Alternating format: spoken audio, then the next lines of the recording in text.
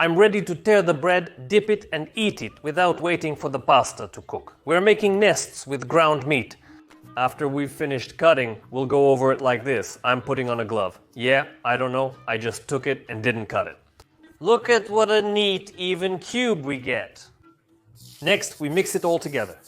The first thing we need to do with this form is pour in a little sauce. And don't forget, after you've placed the nest itself, take this sauce and gently pour it on top like this. At least someone from our crew will be the first to eat. Alright. Friends, we've met again, and today we're going to make what seems like a very simple dish, pasta. But I wish that every woman who cooks according to my recipe today will get a new fur coat from her husband. So, check your subscription, hit the like button, and let's get started. We're making nests with ground meat, and first we need to prepare the ground meat itself. 1,400 grams of homemade ground meat. Next, we'll need 1 small onion, about 50 grams. Chop it very finely as you can, and add the onion to the ground meat. Next, 10 grams of regular parsley. I'll leave the stems and use them when making soup. Finally, chop the parsley, and after cutting it, go over it again like this. I want the parsley to be chopped as finely as possible. Add it to the ground meat with the onion. Next, a bit of dried garlic, a couple of teaspoons. Regular salt, about 1.5, maybe 1 teaspoon. Adjust to your taste, half a teaspoon of ground black pepper and a bit of smoked paprika. For the aroma, I put on a glove and thoroughly knead the ground meat so that all the ingredients combine, exchanging flavors and textures as you knead the mixture. The main thing is not to be lazy, because how well and thoroughly you do this will determine the final result. Cover it with plastic wrap and let it sit for 30 minutes. During this time, the salt will dissolve, the spices will start working, and we'll move on to the next step. Now we take another onion and chop it finely again, but this time for sautéing. Someone might ask, why didn't you chop it all at once? I don't really know, I just didn't chop it then, so I'm chopping it now. The next ingredient is a carrot, about 100 grams, also a small one. We chop it finely as well, or you can grate it. But I want the carrot cubes to be the same size as the onion, and honestly, I just like chopping carrots. For some reason, I feel like not many people do it this way, but maybe it's just human nature, to be in the minority, which means to be the best.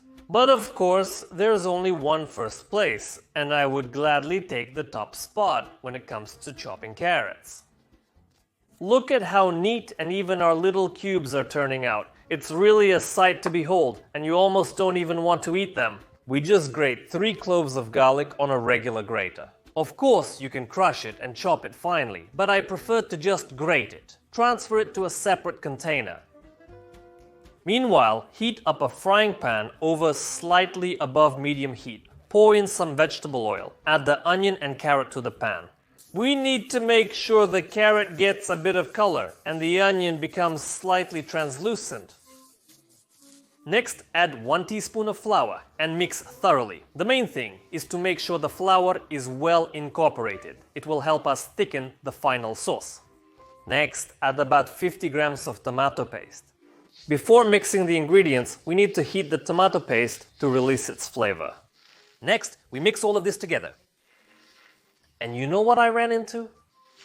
Many people don't use tomato paste, but why? It's a great flavor enhancer. It makes the dish richer. And that's why I love it. Next, we add 300 milliliters of boiled water. I'll start with the first 100, and after the water has combined all the ingredients, I'll add the rest of the water. While the sauce is coming to a boil, I'll add a teaspoon of salt, fresh garlic, and a teaspoon of granulated sugar. And what's pasta without Italian herbs? And after all the spices have been added to the sauce, I mix it thoroughly. And you know, I caught myself thinking that the sauce is so good and smells so aromatic that I'm ready to tear off some bread, dip it in, and eat it without even waiting for the pasta to cook. Friends, we let the sauce simmer for 15 minutes, and we move on to the next step. During the time we set aside, all the ingredients in the ground meat have exchanged flavors. As the classic said, they've married. And if you love pasta with meat, I definitely suggest making it using this recipe. The first thing we need to do with this dish is pour in a little bit of sauce. I think we'll take about 25%, 1/4, and carefully transfer it with a spoon. Next, pasta 3. One nest will be enough. We spread it out in the dish. Of course, we need gloves. Let's put on one glove, then the other, and start shaping our meat nests. I'll use 80 grams for each nest. We roll a ball like this. It smells great with garlic, just as I planned. We place it on top of the nest and spread it out like this. Like I said, this dish is very simple, just a few extra steps, but the result will amaze you, I promise. We pour the sauce over the meat.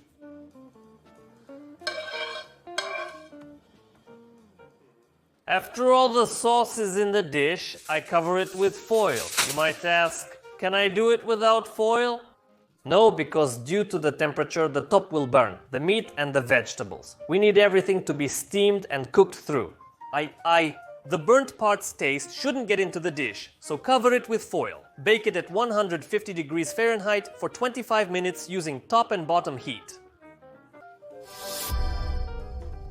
After 25 minutes, I went to get the pasta. You don't have to transfer the finished dish to a serving dish. You can serve it straight from the oven, in this stylish, beautiful Belgian form, drum roll. And we start the tasting. Just take a nest with a wooden spoon or spatula and put it on a plate. And don't forget, after you've placed the nest itself, to take this sauce and gently pour it over the top like this.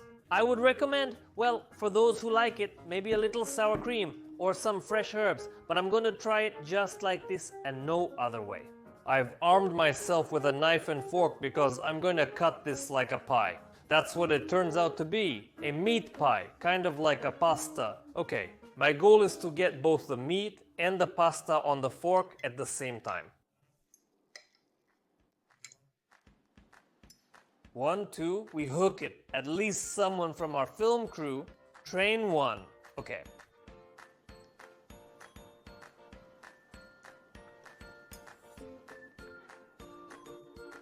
This is something else. The tanginess from the tomato paste, sweetness from the sugar, spiciness from the garlic, meaty flavor, and amazing pasta. I'll say goodbye now. Thanks for watching. Be sure to like this video, share it with your friends, and don't be afraid to experiment.